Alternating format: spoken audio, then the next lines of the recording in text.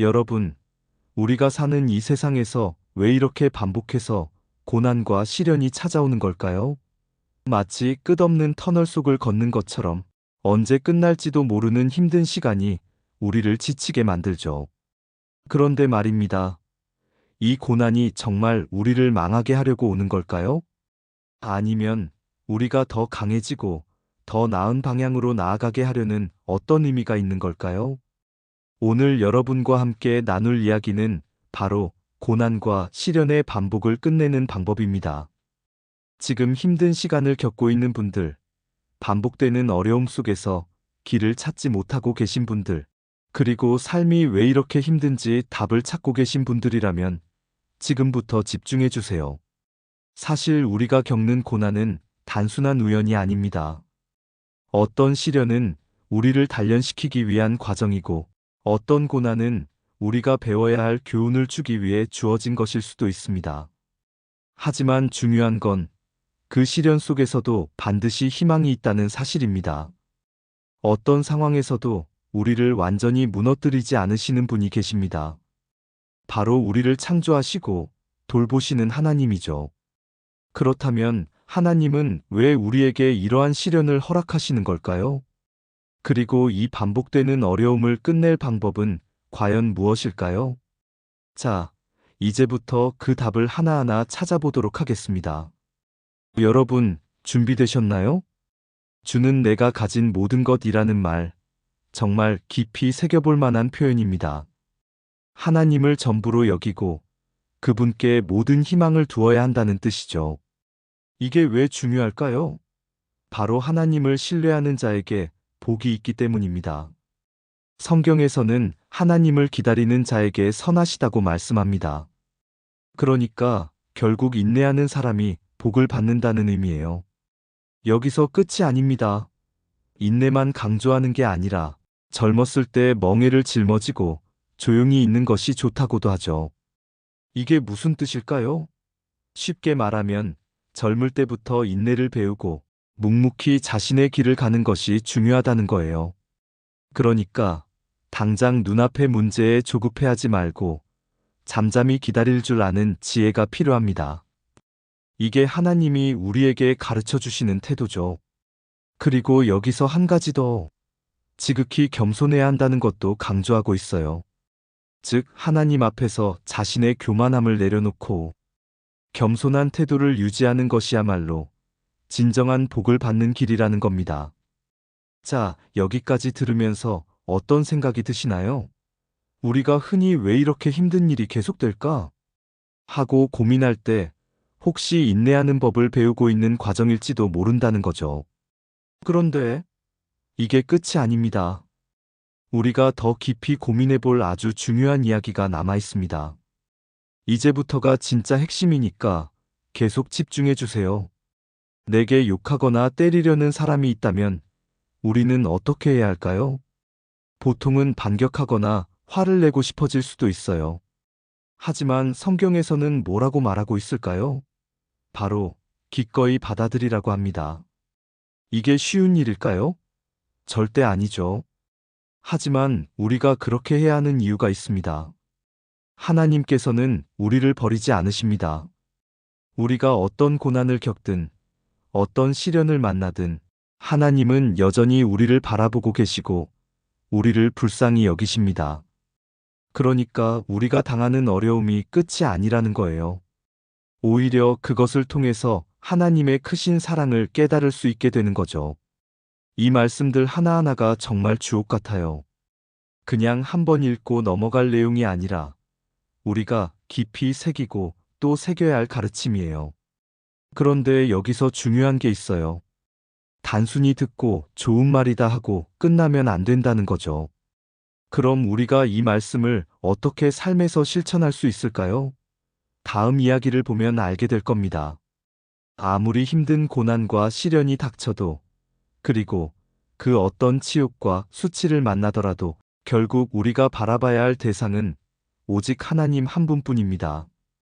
그런데 문제는 많은 사람들이 인내하는 대신 분노하고 화를 내고 심지어는 공격적인 태도를 보인다는 거죠. 왜일까요? 이런 사람들은 하나님을 우선으로 삼기보다는 자기 자신을 먼저 생각하기 때문입니다. 자기 자신이 가장 중요한 존재라고 생각하니까 조금만 손해를 보거나 피해를 입었다고 느끼면 분노하는 거예요. 하지만 결국 그 분노가 누구를 향하는지 아시나요? 바로 자기 자신입니다. 자기 중심적인 태도가 결국 자신을 갉아먹는 거죠. 여러분, 하나님은 우리를 늘 지켜보고 계십니다.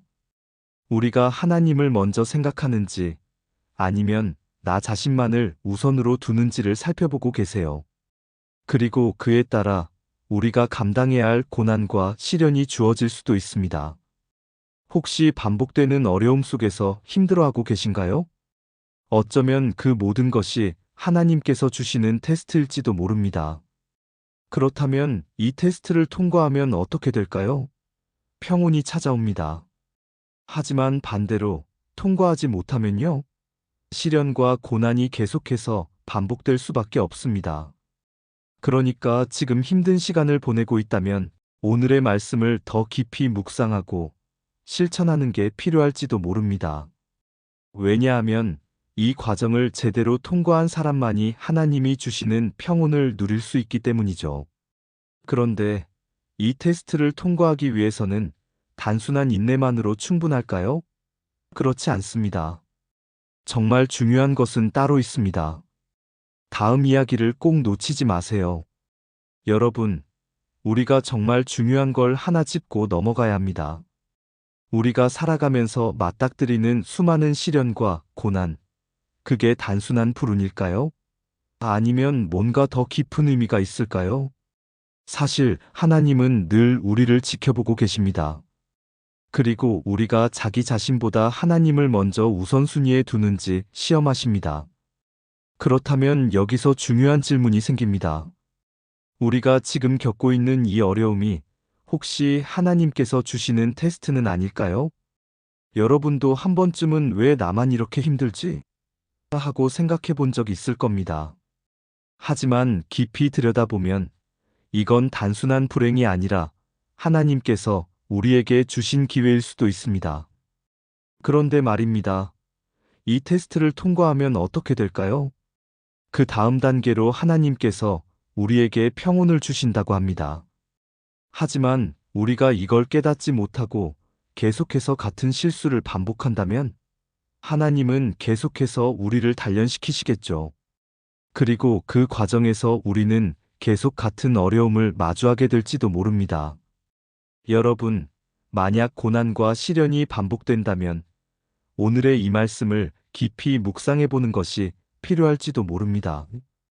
이건 단순한 교훈이 아니라 우리가 실제로 삶에서 적용해야 할 지혜입니다.